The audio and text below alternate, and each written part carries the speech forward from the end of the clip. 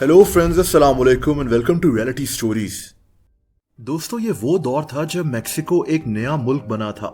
ये 1830 की बात है। मेक्सिको के बनने के फौरन बाद मेक्सिको में खाना जंगी शुरू हो गई। मेक्सिको के मुख्तलिफ हिस्सों में लोग ताकत हासिल करना चाहते थे और तभी ये लोग आपस में लड़ना शुरू हो गए। मेक्सिको के हालात बेहद खराब थे। यहाँ कानून नाम की कोई चीज नहीं थी और इसी वजह से मेक्सिको की अवाम के घर और माल लूट लिए जाते थे। यानी मेक्सिको की अवाम शदीद तंग थी।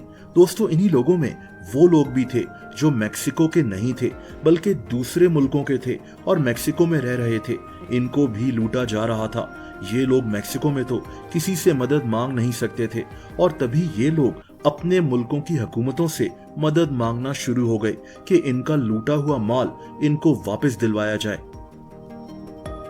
दोस्तों, इन्हीं दिनों मेक्सिको और फ्रांस में काफी अच्छे ताल्लुकात बन चुके थे।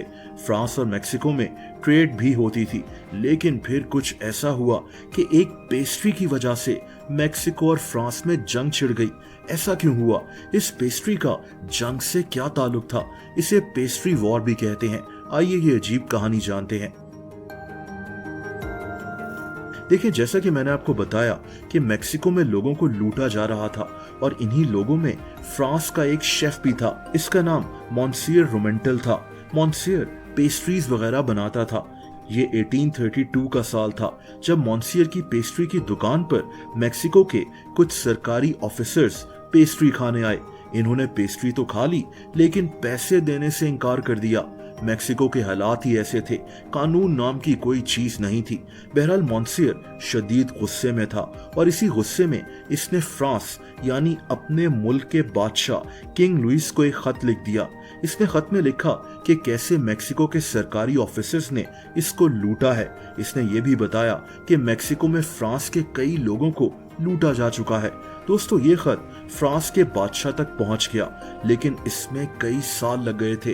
बहरहाल फ्रांस की हुकूमत ने मेक्सिको की हुकूमत से डिमांड की कि इन लोगों को इनके लूटे हुए माल के पैसे वापस किए जाएं, खास तौर पर उस शेफ को जिसकी दुकान से पेस्ट्रीज लूटी गई थी।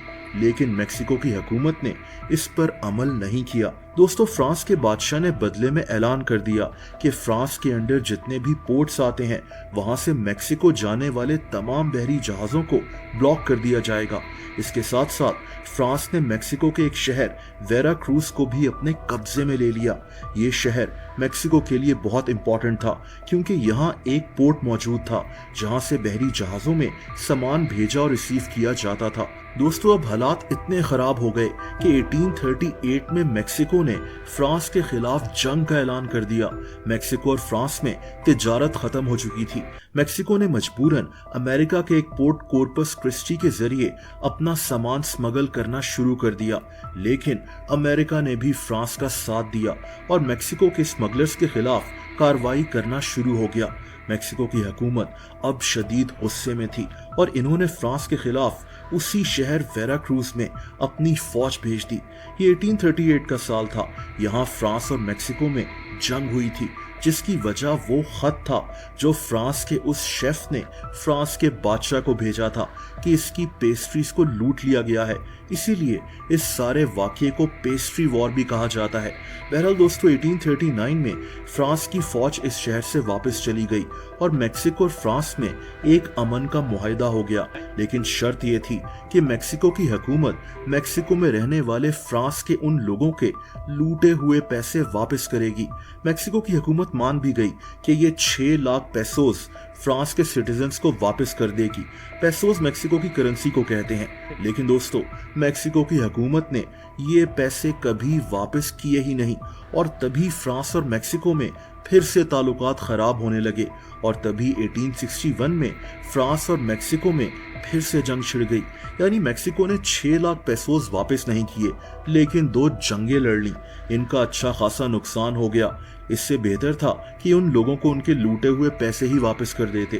बहरहाल दोस्तों, फ्रांस और मेक्सिको में सिफारती ताल्लुकात भी खत्म हो चुके थे और 1880 में जाकर ये ताल्लुकात फिर से बहाल हुए।